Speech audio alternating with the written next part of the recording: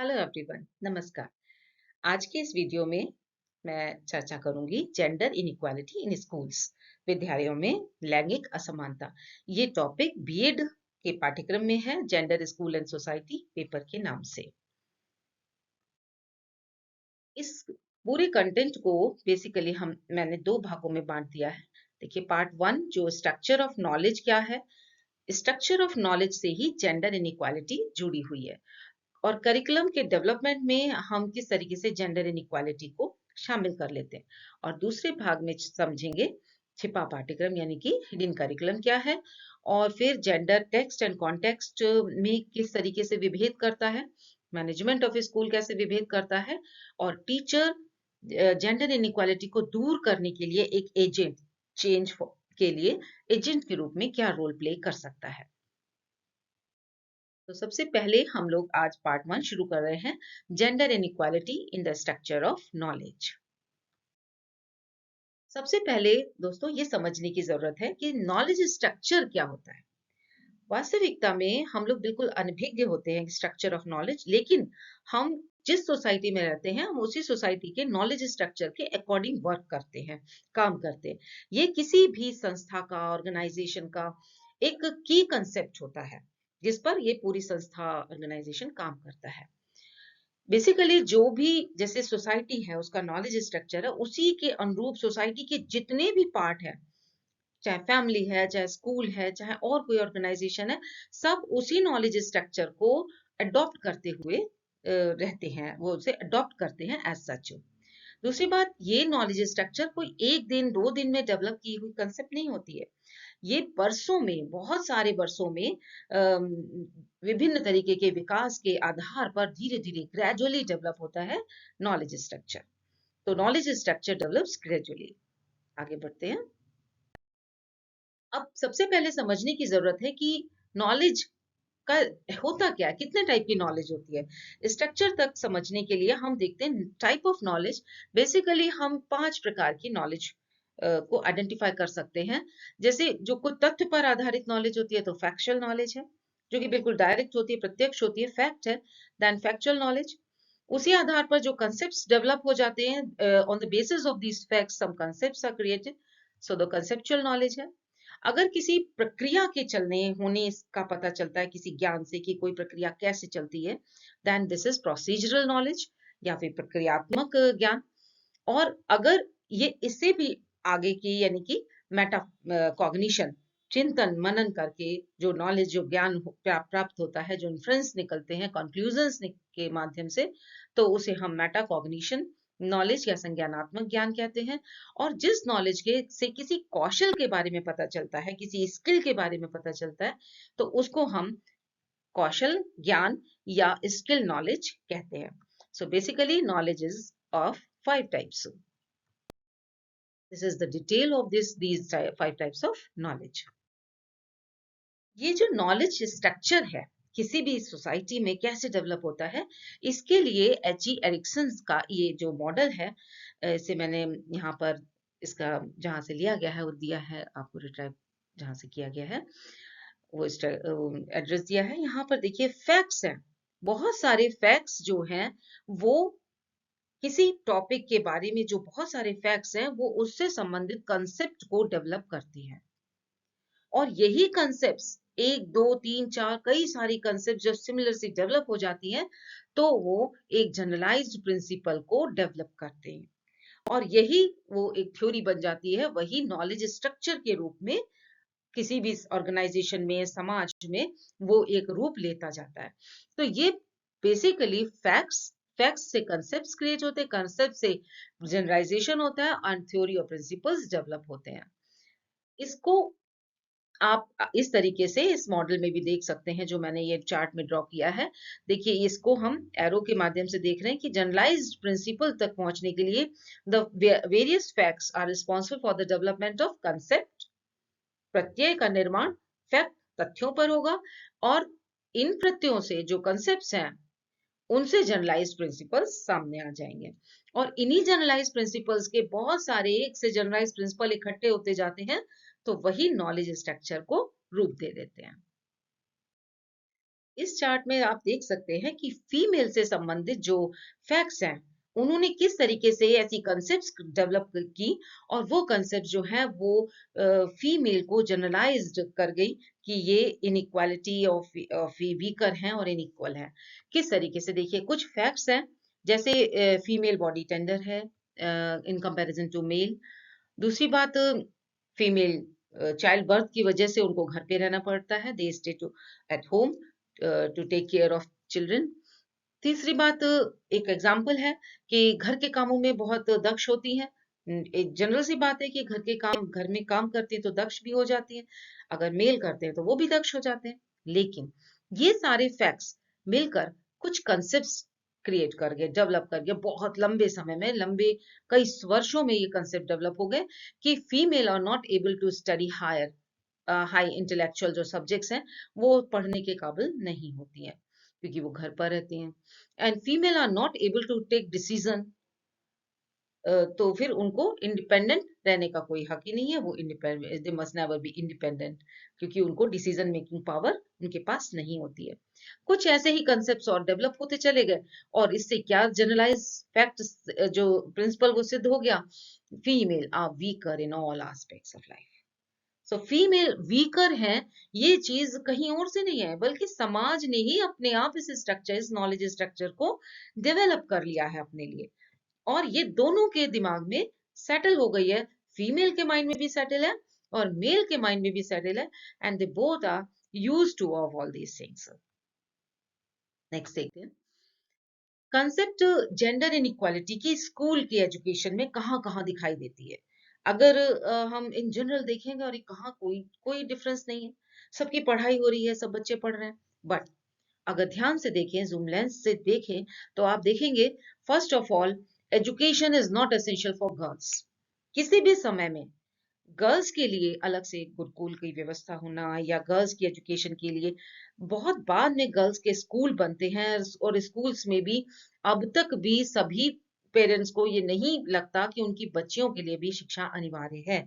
ये एक तरीके से उनके लिए एक मेंटल, एक फूड है, भोजन है, उनके मानसिक विकास के लिए आवश्यक है, ऐसा बिल्कुल नहीं मानते हैं। So this is not essential, education is not essential for female. Subject selection तो बहुत ही ज्यादा सफर करता है, और सब बहुत आसानी से इस डिफरेंस को देख सकते हैं कि मेल के लिए आप थोड़ा सा जटिल विषयों का चयन करें, और फीमेल के लिए बहुत सरल सरल साधारण से घर से संबंधित, ज्यादातर घर में सीमित रहती हैं। ये भी एक कंसेप्ट है जो जेंडर इनइक्वालिटी का, कि इनको घर की ही शिक्षा ज्यादा देनी चाहिए। साइंस मैथ्स तो बेसिकली गर्ल्स से दूर की बात मानी जाती है, कि इंजीनियरिंग में बहुत कम गर्ल्स जाएंगी, या साइंटिस्ट बहुत कम बनेंगे, और ये अवेयरनेस धीरे धीरे आ रही है, लेकिन फिर भी ये चीज नोटिस की जा सकती है। फिर एक चीज बहुत इंपॉर्टेंट है, इकोनॉमिक फ्रीडम। कितने पेरेंट्स अपनी बच्चियों को इकोनॉमिक फ्रीडम के लिए शिक्षा दिलाते हैं। आज भी अगर आप इस बात का सर्वे करें, तो पाएंगे कि इकोनॉमिक फ्रीडम के लिए शिक्षा है, इंडिपेंडेंट होने के लिए शिक्षा है, ये कोई भी पेरेंट नहीं, आज भी नहीं मानता है। बल्कि शिक्षा वो करवा रहे हैं, तो हाँ पढ़ लिख जाएगी तो बहुत अच्छा रहेगा, जीवन में काम आएगा, दुनिया भर की बातें, बट इकोनॉमिक फ्रीडम उन्हें मिलेगी, ऐसा कोई मोटो नहीं होता, ऐसा कोई उनका ध्येय नहीं होता है। और फिर विद्यालय के जो नॉर्म्स हैं, they are also very different for female and male. अगर फीमेल है तो उनके रोक टोक ज्यादा है, और मेल को रोक टोक भी कम की जाती है। वो सदैव निर्भर रहनी चाहिए। देखिए ये तो बहुत ही एक कॉमन फीचर हमारे सोसाइटी की भी रही है, कि चाइल्डहुड में female should be the subject to her father, at the adult age या फिर यंग एज में वो अपने हस्बैंड के अंडर में होनी चाहिए, और in the absence of husband and in old age he she should be the subject to her son. So किसी भी एज में वो इंडिपेंडेंट नहीं मानी गई है, तो महिला के लिए इंडिपेंडेंट होना बिल्कुल भी स्वीकृत नहीं है। ये नॉलेज स्ट्रक्चर धीरे धीरे अपने आप हमारे समाज में विकसित हुआ, वर्षों में, हजारों सालों में। और विभेद की आदत, ना सिर्फ मेल बल्कि फीमेल भी विभेद की आदत में अब बिल्कुल पूरी तरीके से रम चुके हैं, और ये नॉलेज स्ट्रक्चर में ही है। हम फीमेल भी और मेल भी दोनों इस चीज को स्वीकार करते हैं। और इसीलिए बिल्कुल आज भी जैसे पर्दा नहीं करने दोगे तो हम शिक्षा नहीं लेंगे। शिक्षा और पर्दा अलग चीजें हैं, वो एक उन दोनों चीजों को मिलाना है। इसका मतलब कि फीमेल को अभी भी इन चीजों को समझाया गया है कि वो ऐसे जिए, ऐसे करे, कोड ऑफ कंडक्ट ये हैं, तो वो उनमें बंधी रहना चाहती हैं। ऐसे ही पुत्र की कामना, मोक्षों की प्राप्ति, और ये सब आज भी महिलाओं के साथ में लगातार ये सब चीजें जुड़ी पाई जा सकती हैं। तो ये विभेद की तो हमारी खुद की आदत पड़ गई है, ये नॉलेज स्ट्रक्चर में है, इसीलिए ये जाता नहीं है। सीखते हैं। तो इससे क्या निष्कर्ष निकलता है? पहली बात तो नॉलेज स्ट्रक्चर जो जेंडर और सेक्स से संबंधित है, नॉलेज स्ट्रक्चर जो बना है वो हजारों वर्षों की हिस्ट्री से बना है, एक दो दिन में नहीं निर्मित हुआ है। दोनों सेक्स इसे स्वीकार करते हैं। ऐसा नहीं है कि एक मेल तो चाहते हैं, फीमेल तो बहुत दिनों से कोशिश कर रही है कि सब इन सबको खत्म कर दें, ऐसा बिल्कुल नहीं है। मेल और फीमेल दोनों ही उस स्ट्रक्चर में इतना ज्यादा घुले मिले होते हैं कि उनको लगता ही नहीं है कि ये कुछ इस तरीके की डिफरेंस क्रिएट की जा रही है। और ये जो है वो जब समाज में है तो उसके स्ट्रक्चर में, स्कूल के स्ट्रक्चर में भी ये चीज झलकती है। नेक्स्ट देखिए कि पाठ्यक्रम के विकास में भी हम विभेद करते हैं। कैसे? तो पाठ्यक्रम के विकास, पाठ्यक्रम होता क्या है? वो सारे एक्सपीरियंस, वो लर्निंग एक्सपीरियंसेस, जैसे क्रो एंड क्रो ने बताया कि सभी अनुभव उसमें निहित होते हैं। All the experience, learner experience, inside and outside the school. जो कुछ भी, जो उसके development mentally, emotionally, socially, spiritually, morally develop करने के लिए जितने भी अनुभव निहित कराए जाते हैं, बनाए जाते हैं, वो सब पाठ्यक्रम कहलाते हैं। बेसिकली पाठ्यक्रम में उद्देश्यों, शिक्षा के उद्देश्यों की पूर्ति के लिए प्रयोग में जो विद्यालय करता है, वातावरण में जो भी विद्यालय करता है अधिगम के लिए, वो सब पाठ्यक्रम है। अब पाठ्यक्रम भी चार तरीके का होता है। सबसे कॉमन है एक्सप्लिसिट, जो बाह्य है, सामने है, प्रेजेंट है, जैसे मिशन, विजन सब में देखा जा सकता है स्कूल के। इम्प्लिसिट पाठ्यक्रम अव्यक्त होता है, सामने दिखाई नहीं देता है, लेकिन स्कूल एक्सपेक्ट करता है कि ये सब चीजें डेवलप हो जाए, बट वो कहता नहीं है, उस तरीके की प्रेजेंटेशन नहीं होती है, सामने नहीं आता, अव्यक्त, उसमें ही छिपा होता है, निहित होता है। इसी तरीके से कुछ एक्स्ट्रा करिकुलम होता है, अतिरिक्त पाठ्यक्रम, यानी कि एकेडमिक जो एक्टिविटीज एकेडमिक है उससे सप्लीमेंट करता हुआ, उसी को इनहांस करने के लिए, बढ़ाने के लिए कुछ और पाठ्यक्रम। और नल, जिसको कि हम एक्सक्लूड कर देते हैं, वो नल पाठ्यक्रम करिकुलम कहलाता है। जेंडर इनइक्वालिटी पाठ्यक्रम के विकास में भी देखी जा सकती है। जैसे कि जो व्यक्त पाठ्यक्रम है उसमें किस तरीके से मिशन विजन उसमें आता है। एक एग्जांपल, किसी भी विद्यालय के मिशन विजन, जब विजन क्या करता है, मिशन क्या करता है, आप वो चीजें उसमें प्रेजेंट करते हैं जो आप अपने समाज में देखना चाहते हैं। और कोई भी विद्यालय अपने विजन मिशन में जेंडर इनइक्वालिटी को एराडिकेट करने की बात कभी लिखता ही नहीं है। तो ऐसा समाप्त करने का ऐसा कोई भी संकल्प विजन मिशन में नहीं पाया जाता है। हायर जो सिलेबस है उसमें पुरुष वर्ग के अचीवमेंट्स को ज्यादा दर्शाया जाना, उदाहरण, उद्धरण, यानी इलस्ट्रेशंस, इलस्ट्रेशंस में भी ग्लोरीफाई करते हैं मेल एंजर्स को, पुरुषों के नामों को अधिक प्रयुक्त किए जाते हैं। तो वो फीमेल को ये महसूस होता है, जो बच्चियां हैं, कि मेल ज्यादा कार्य करते हैं या ज्यादा सफल होते हैं। इसी तरीके से सब्जेक्ट के चयन के लिए भी जो बनाया जाता है उसमें भी आप देख सकते हैं, वो हमने पहले भी समझा। बाइफरकेशन ऑफ टास्क, जैसे कि घरेलू काम दिखा रहे हैं तो उसको घर के महिलाओं से जोड़ दिया, और फाइनेंशियल टास्क है कोई, ऐसा काम दिखा रहे हैं पाठ्यक्रम में भी, अगर कोई ऐसा कार्य है जो बाहर जाके करने का है तो उसमें पुरुष के साथ जोड़कर उसे प्रेजेंट किया जाता है। तो ये भी एक जेंडर इनइक्वालिटी को बढ़ावा देता है। गेम्स एंड स्पोर्ट्स में बॉयज को प्रमोट किया जाता है ज्यादा, गर्ल्स को नहीं किया जाता है। गर्ल्स जाती भी हैं तो उनकी संख्या बहुत कम होती है, फिर धीरे धीरे वो मोटिवेट भी नहीं हो पाती है तो वो भी कम देखा जाता है। और यूनिफॉर्म नॉर्म्स भी गर्ल्स के लिए ज्यादा टाइट रहते हैं।